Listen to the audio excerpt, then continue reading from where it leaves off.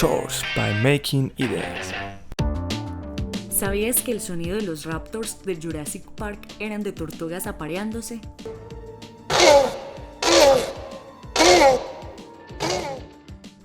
Sí, los terroríficos sonidos que hacían los Raptors de la película de Steven Spielberg, Jurassic Park, provenían de grabaciones de apareamiento de tortugas.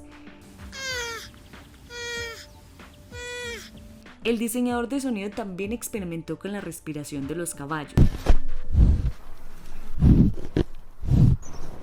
y el silbido de los gansos.